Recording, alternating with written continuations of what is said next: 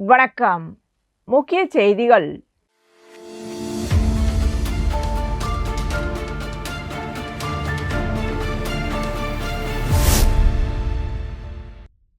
பிரதமர் நரேந்திர மோடியின் 12 ஆண்டு கால ஆட்சியை கொண்டாடும் வகையிலும் பாரத பிரதமராக நீண்ட காலம் பதவி வகித்தவர் என்ற பெருமையை பெற்றதையொட்டியும் அவர் நோய் நொடியின்றி நீண்ட ஆயுளுடன் மக்கள் பணியாற்ற வேண்டியும் புதுச்சேரி ஸ்ரீ மணக்குள விநாயகர் ஆலயத்தில் தங்கத்தேர் இழுத்து சிறப்பு வழிபாடு நடைபெற்றது. பாஜக மாநில தலைவர் வி.பி. ராமலிங்கம் தலைமையில் நடைபெற்ற இந்த நிகழ்ச்சியில் அமைச்சர் நமச்சிவாயம், முதலியார்பேட்டை தொகுதி சட்டமன்ற உறுப்பினர் ஜான்குமார், முன்னாள் சபாநாயகர் ஏம்பலம் செல்வம், முன்னாள் சட்டமன்ற உறுப்பினர் கல்யாண சுந்தரம் ஆகியோர் கலந்து கொண்டனர். மேலும் சப்தகிரி நிர்வாக குழும துணை இயக்குநர் விஜய் ஆனந்த், புகழேந்தி, ஆனந்தகண்ணன், மலர்மன்னன் உள்ளிட்ட முக்கிய பிரமுகர்கள் மற்றும் முரளி பாலசுப்ரமணியன், கிருஷ்ணசாமி, சீனிவாசன், ஞானம், நீலகண்டன், சக்கரவர்த்தி, ஆனந்த் உள்ளிட்டோர் பங்கேற்றனர். அதேபோல் பாஜக வல்லுநர் பிரிவு மாநில அமைப்பாளர் நாகராஜன், நகர மாவட்ட பொதுச் செயலாளர் ஆனந்த பாஸ்கர், சீனிவாச பெருமாள், ஆன்மீகம் மற்றும் ஆலய பிரிவு மாநில அமைப்பாளர் சாய் சுதாகர், சின்னத்தம்பி, அருண்குமார், ஆறுமுகம், ஜெயமூர்த்தி, சூசை உள்ளிட்ட மாநில மற்றும் மாவட்ட நிர்வாகிகள், ராஜ்பவன் தொகுதியை சேர்ந்த பாஜக நிர்வாகிகள் மற்றும் தொண்டர்கள் கலந்து கொண்டனர். நிகழ்ச்சி நிறைவாக பக்தர்களுக்கு அன்னதானம் வழங்கப்பட்டது. பிரதமர் மோடியின் நீண்ட ஆயுள், நல்ல உடல் நலம் மற்றும் நாட்டின் தொடர்ச்சியான வளர்ச்சிக்காக சிறப்பு பிரார்த்தனைகள் மேற்கொள்ளப்பட்டன.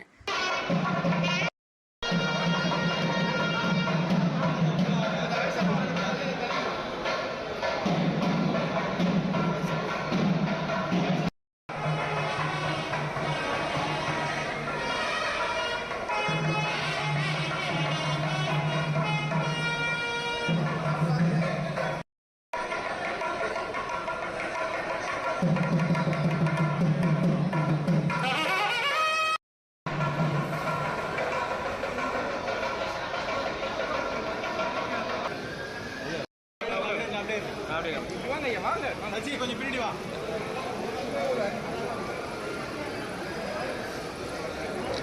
வாடா கார்த்திக், கொஞ்சம் பின்னாடி வாங்க.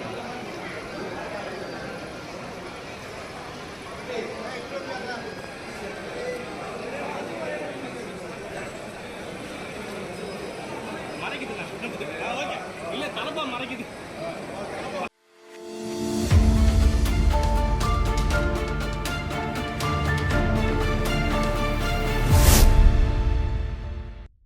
புதுச்சேரி உருளையன்பேட்டை தொகுதிக்குட்பட்ட உப்பனாறு வாய்க்கால் மேல் சாலை அமைக்கும் பணிகளை துரிதப்படுத்தும் வகையில் கடந்த வாரம் துணைநிலை ஆளுநர் நேரில் ஆய்வு மேற்கொண்டிருந்தார். அதனைத் தொடர்ந்து நடைபெற்று வரும் பணிகளை உருளையன்பேட்டை தொகுதி சட்டமன்ற உறுப்பினரும் நேயம் மக்கள் கழக தலைவருமான நேரு என்கின்ற குப்புசாமி, பொதுப்பணித்துறை அரசு செயலர் முத்தம்மா, பொதுப்பணித்துறை தலைமை பொறியாளர் வீரசெல்வம் மற்றும் உயர் அதிகாரிகளுடன் இணைந்து நேரில் ஆய்வு செய்தார். அப்பொழுது துணைநிலை ஆளுநர் அறிவுறுத்தல்படி பணிகள் துரிதமாக நடைபெறுகிறதா என்பது குறித்து ஆய்வு மேற்கொள்ளப்பட்டது. மேலும் உப்பனாறு வாய்க்காலில் பணிகளுக்காக கொட்டப்பட்டுள்ள மண்ணை அகற்றுதல், வாய்க்காலின் கீழ்ப்பகுதியில் தேங்கியுள்ள சேற்றை அகற்றுதல், மழைக்காலங்களில் மழைநீர் எளிதாக செல்லும் வகையில் கரையோரங்களில் உள்ள செடி கொடிகள் மற்றும் குப்பைகளை அகற்றுதல் உள்ளிட்ட பணிகள் குறித்து அதிகாரிகளுடன் ஆலோசனை நடத்தப்பட்டது. இந்த ஆய்வில் பொதுப்பணித்துறை செயற்பொறியாளர்கள் சீனிவாசன், ராஜ்குமார், சுந்தரி மற்றும் உதவி பொறியாளர்கள், இளநிலை பொறியாளர்கள் கலந்து கொண்டனர்.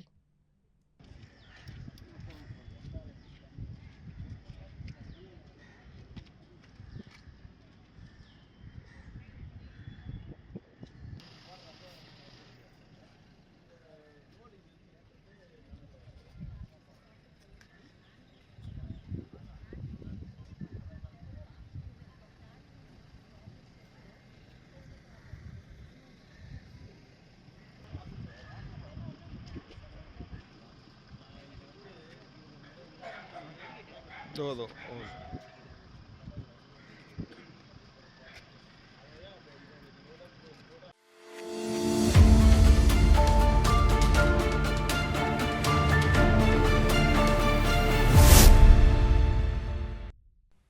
புதுச்சேரி நகர பகுதி முழுவதும் இரவு ஏற்பட்ட திடீர் மின்தடையால் பொதுமக்கள் கடும் அவதிக்குள்ளாகினர்.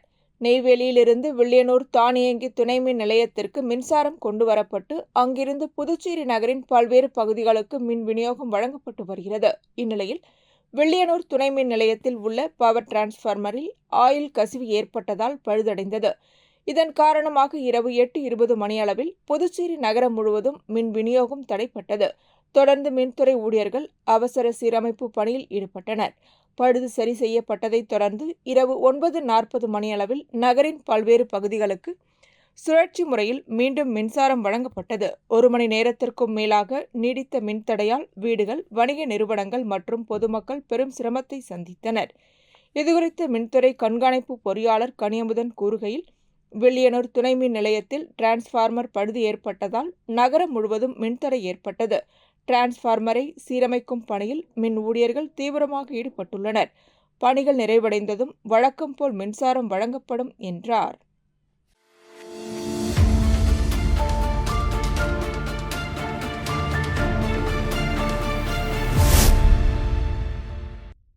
புதுச்சேரி முன்னாள் முதல்வரும் முன்னாள் திராவிட முன்னேற்றக் கழக அமைப்பாளருமான அமரர் ஆர். வி. ஜானகிராமன் 7ஆம் ஆண்டு நினைவஞ்சலி அனுசரிக்கப்பட்டது. நினைவஞ்சலி நிகழ்வில் உருளையன்பேட்டை தொகுதி சட்டமன்ற உறுப்பினரும் நேயம் மக்கள் கழக தலைவருமான நேரு என்கின்ற குப்புசாமி கலந்து கொண்டு அமரர் ஆர். வி. ஜானகிராமன் திருவுருவப் படத்திற்கு மலர் தூவி மரியாதை செலுத்தினார்.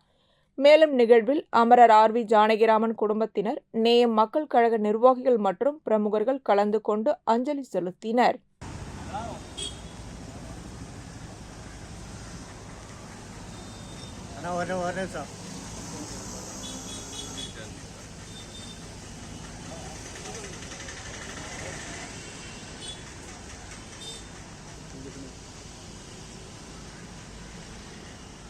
இதேபோல் புதுச்சேரி முன்னாள் முதல்வரும் முன்னாள் திராவிட முன்னேற்றக் கழக அமைப்பாளருமான அமரர் ஆர். வி. ஜானகிராமனின் 7ஆம் ஆண்டு நினைவஞ்சலி நிகழ்வில் புதுச்சேரி முன்னாள் முதல்வர் நாராயணசாமி கலந்து கொண்டு அமரர் ஆர். வி. ஜானகிராமன் திருவுருவப் படத்திற்கு மலர் தூவி அஞ்சலி செலுத்தினார்.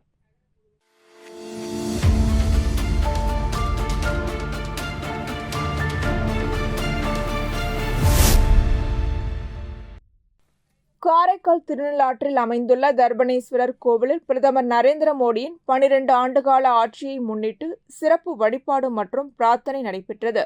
புதுச்சேரி மாநில பாஜக சார்பில் ஜூன் 10 முதல் அடுத்த 3 மாதங்கள் வரை மக்களுக்கான சேவை திட்டங்கள் மற்றும் பல்வேறு நலத்திட்ட நிகழ்வுகள் நடத்தப்பட உள்ளன.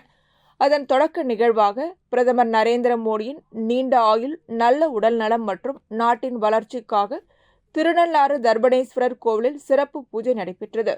திருநள்ளாறு தொகுதி சட்டமன்ற உறுப்பினர் ராஜசேகரன் ஏற்பாட்டில் நடைபெற்ற இந்நிகழ்ச்சியில் தொகுதி தலைவர் பாலமுருகன், மாநில செயலாளர் துரை சேனாதிபதி, விவசாய அணி மாநில பொதுச் செயலாளர் ராஜவேலு, பட்டியலின அணி மாநில துணைத் தலைவர் கார்த்திக், மாவட்ட துணைத் தலைவர் ராமகிருஷ்ணன், தொகுதி இளைஞர் அணி தலைவர் பன்னீர்செல்வம், தொகுதி மகளிர் அணி தலைவி நிர்மலா உள்ளிட்ட பாஜக நிர்வாகிகள், கட்சி தொண்டர்கள் மற்றும் சட்டமன்ற உறுப்பினர் அலுவலக ஊழியர்கள் கலந்து கொண்டனர். நிகழ்ச்சியில் கலந்து கொண்டவர்கள் பிரதமர் நரேந்திர மோடியின் தலைமையில் நாடு மேலும் வளர்ச்சி பெற்று முன்னேற வேண்டியும், அவர் நீண்ட ஆயுளுடன் மக்கள் பணியாற்ற வேண்டியும் சிறப்பு பிரார்த்தனை செய்தனர். மேலும் பிரதமர் மோடியின் பிறந்த நாளை முன்னிட்டு காரைக்கால் மாவட்டம் முழுவதும் மரக்கன்றுகள் நடுதல், அன்னதானம், இரத்த தான முகாம்கள், மருத்துவ முகாம்கள் உள்ளிட்ட பல்வேறு மக்கள் நலப் பணிகள் அடுத்தடுத்த நாட்களில் மேற்கொள்ளப்பட உள்ளதாக பாஜக நிர்வாகிகள் தெரிவித்தனர்.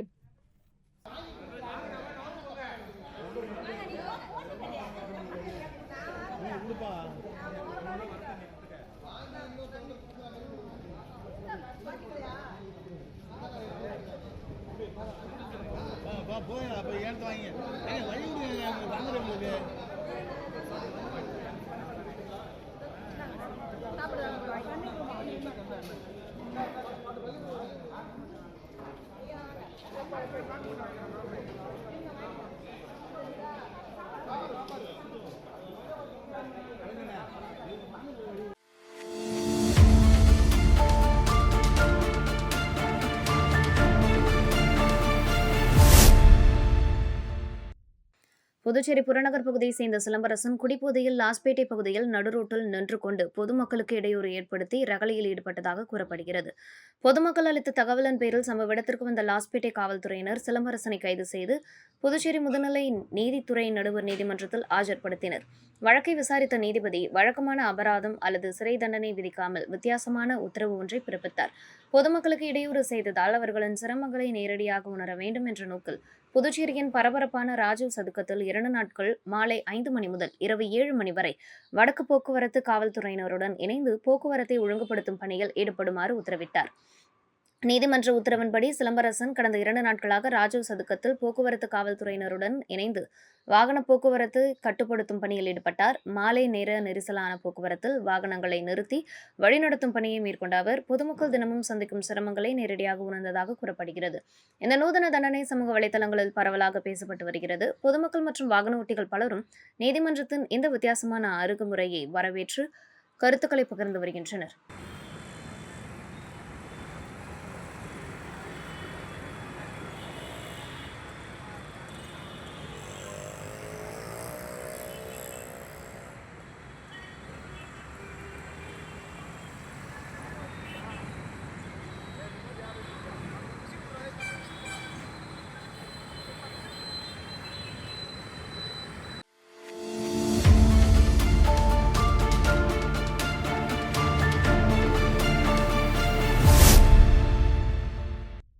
விழுப்புரம் மரக்காடம் பேருந்து நிலையம் அருகே செயல்பட்டு வரும் தபால் நிலையத்தில் இயங்கி வந்த ஆதார் சேவை மையம் கடந்த 1 மாதத்திற்கும் மேலாக தொழில்நுட்ப கோளாறு காரணமாக செயல்படாமல் இருப்பதால் பொதுமக்கள் கடும் அவதிக்குள்ளாகியுள்ளனர்.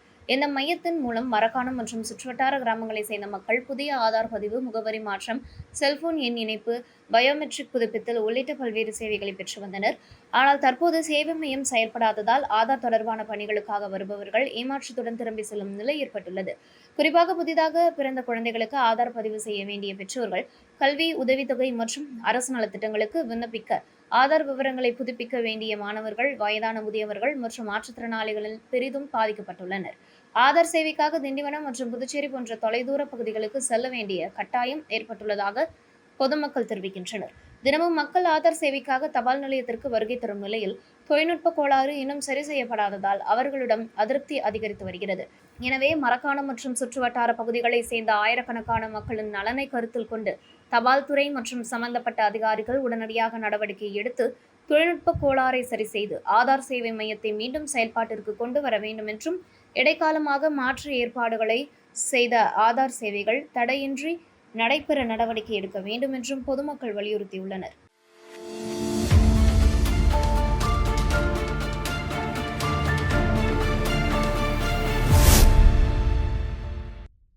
பிரதமர் நரேந்திர மோடியின் 12 ஆண்டுகால ஆட்சியை கொண்டாடும் வகையிலும் பாரத பிரதமராக நீண்ட காலம் பதவி வகித்தவர் என்ற பெருமையை பெற்றதையொட்டி நல்லாட்சி தொடரவும் அவர் பூரண உடல் நலத்துடன் நீண்ட காலம் வாழவும் பிரார்த்தனை செய்து சிறப்பு அபிஷேகம் மற்றும் சங்கல்ப பூஜை நடைபெற்றது. புதுச்சேரி அருகே பூரணாங்குப்பம் ஸ்ரீ அங்காள பரமேஸ்வரி அம்மன் ஆலயத்தில் நடைபெற்ற இந்நிகழ்ச்சிக்கு முன்னாள் சபாநாயகர் ஏம்பலம் செல்வம் தலைமை தாங்கினார். மேலும் விநாயகர் ஆலயத்தில் 108 தேங்காய்கள் உடைத்து சிறப்பு வழிபாடு நடத்தப்பட்டது.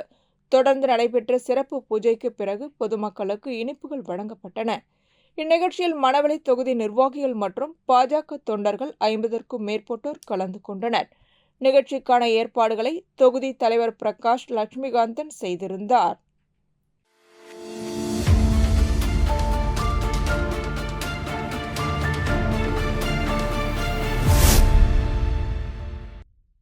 புதுச்சேரியில் பல்வேறு பகுதிகளைச் சேர்ந்த 10 பேரிடம் ரூபாய் 2,96,813 மோசடி செய்த மர்ம நபர்கள் மீது சைபர் கிரைம் காவல்துறையினர் வழக்கு பதிவு செய்து விசாரணை நடத்தி வருகின்றனர்.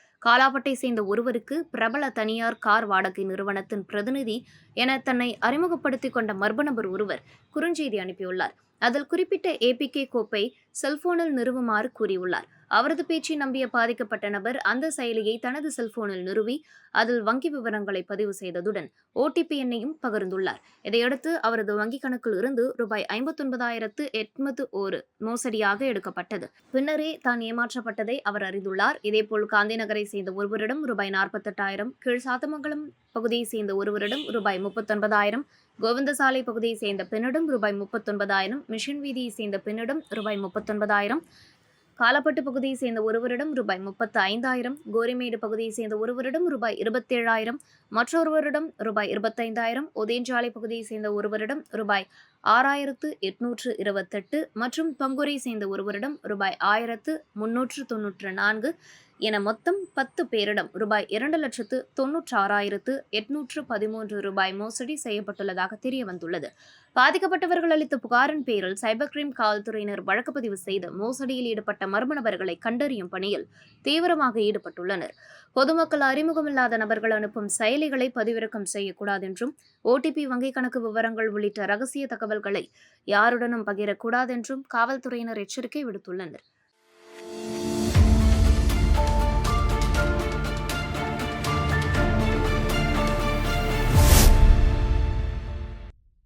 ஆன்லைன் டிரேடிங் மூலம் அதிக லாபம் கிடைக்கும் என ஆசை வார்த்தை கூறி புதுச்சேரியை சேர்ந்த ஒருவரிடம் ரூபாய் 1.27 கோடி மோசடி செய்த தமிழகத்தை சேர்ந்த 3 பொறியியல் பட்டதாரிகளை சைபர் கிரைம் காவல்துறையினர் கைது செய்துள்ளனர்.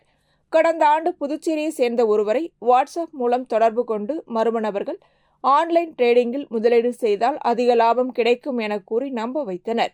இதனையடுத்து அவர் வாட்ஸ்அப் குழுவில் இணைந்து அவர்கள் கூறியபடி பல தவணைகளில் ரூபாய் 1,26,99,000 முதலீடு செய்தார்.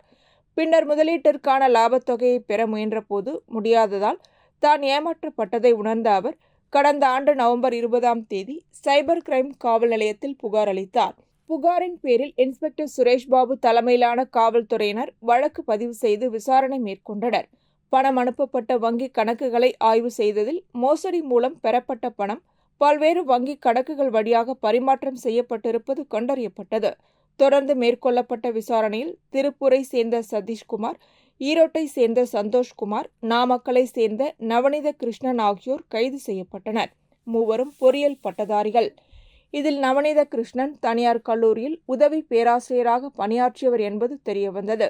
காவல்துறையினர் விசாரணையில் மூவரும் ஃபேஸ்புக் மற்றும் இன்ஸ்டாகிராம் மூலம் நண்பர்களாகி தனியாக வாட்ஸ்அப் குழு உருவாக்கி ஆன்லைன் முதலீட்டு மோசடியில் ஈடுபட்டு வந்ததும் இவர்களுக்கு எதிராக 22 மாநிலங்களில் 100க்கும் மேற்பட்ட வழக்குகள் இருப்பதும் தெரியவந்தது.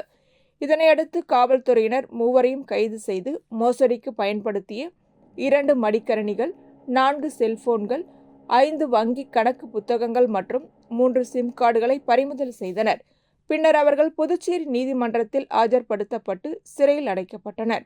இந்த வழக்கை துரிதமாக விசாரித்து குற்றவாளிகளை கைது செய்த இன்ஸ்பெக்டர் சுரேஷ் பாபு தலைமையிலான சைபர் கிரைம் போலீஸ் குழுவினரை DGP Shalini Singh, DIG Sathyasundaram, senior SP Raghav மற்றும் SP ஸ்ருதி ஆகியோர் பாராட்டினர்.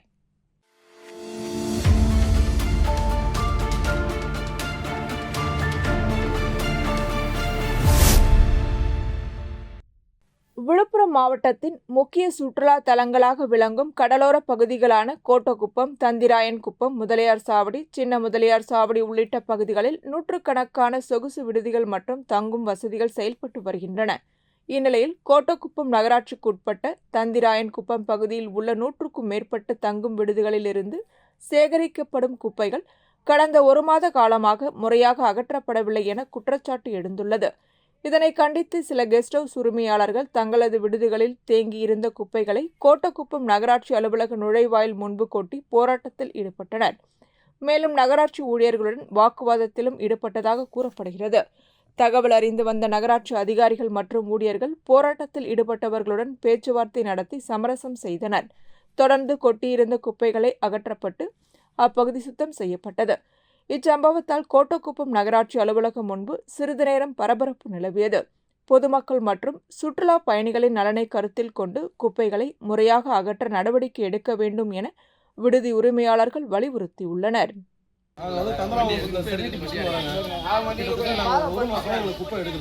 நாங்களும் சொல்லி பார்த்தோம், யாரும் மதிக்கிற மாதிரி தெரியல. அதனால குப்பை எடுத்து இங்கே போட்டிருக்கிறோம். இப்போ இவங்க என்ன சொல்றாங்கன்னா குப்பையை பிரித்து கொடுத்தா தான் எடுப்பான்றாங்க. அதேமாரி இருக்கிற 67 கெஸ்ட் ஹவுஸ்லையும் அவங்க சொல்ல சொல்லுங்கள். அதே மாதிரி இருக்கிற 27 வார்டுலையும் குப்பையை பிரித்து கொடுக்க சொல்லுங்கள். அது மாதிரி எல்லாரும் செஞ்சாங்கன்னா நாங்களும் செய்கிறோம். அப்படி இல்லைனாக்கா நீங்கள் என்ன ஆக்ஷன் எடுத்து நாங்கள் எடுத்துக்கிறோம்.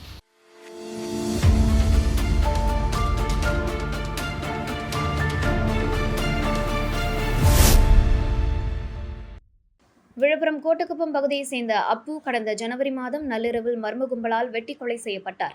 இந்த வழக்கில் புதுச்சேரி லாஸ்பேட்டை பகுதியை சேர்ந்த விக்கி, தமிழ்மணி உள்ளிட்ட 10 பேர் தொடர்புடையவர்கள் என காவல்துறையினர் வழக்கு பதிவு செய்து விசாரணை நடத்தினர்.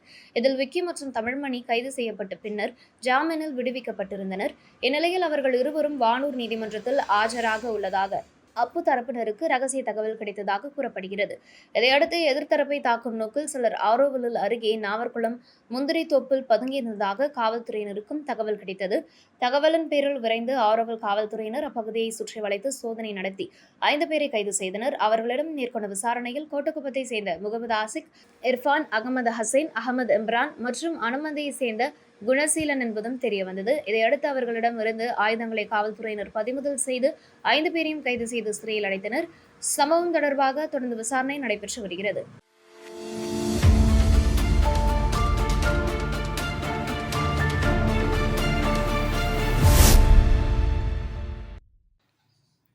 பிரதமர் நரேந்திர மோடி 12 ஆண்டு கால ஆட்சியை நிறைவு செய்து 13ஆம் ஆண்டு ஆட்சி பயணத்தை தொடங்கியுள்ள நிலையில் விடுப்பு எடுக்காமல் நாட்டின் பிரதமராக அதிக நாட்கள் பணியாற்றிய சாதனையை முன்னிட்டு காரைக்கால் மாவட்டம் திருப்பட்டினத்தில் சிறப்பு வழிபாடு நடைபெற்றது. 1000 ஆண்டுகள் பழமை வாய்ந்த திருப்பட்டினம் ஸ்ரீ ஜடாயுபுரீஸ்வரர் தேவஸ்தானத்தில் நடைபெற்ற நிகழ்ச்சியில் காரைக்கால் தெற்கு தொகுதி சட்டமன்ற உறுப்பினர் மீனாட்சி சுந்தரம் கலந்து கொண்டு பிரதமர் நரேந்திர மோடியின் நீண்ட ஆயுள், நல்ல உடல் நலம் மற்றும் நாட்டின் முன்னேற்றத்திற்காக சிறப்பு பூஜை நடத்தினர். தொடர்ந்து பொதுமக்களுக்கு அன்னதானமும் வழங்கப்பட்டது. நிகழ்ச்சியில் பாஜக தொகுதி நிர்வாகிகள், கட்சி தொண்டர்கள் மற்றும் பொதுமக்கள் கலந்து கொண்டு பிரதமர் மோடியின் தலைமையில் நாடு மேலும் வளர்ச்சி பெற வேண்டி பிரார்த்தனை செய்தனர். நிகழ்ச்சிக்கான ஏற்பாடுகளை பாஜக நிர்வாகிகள் மேற்கொண்டிருந்தனர்.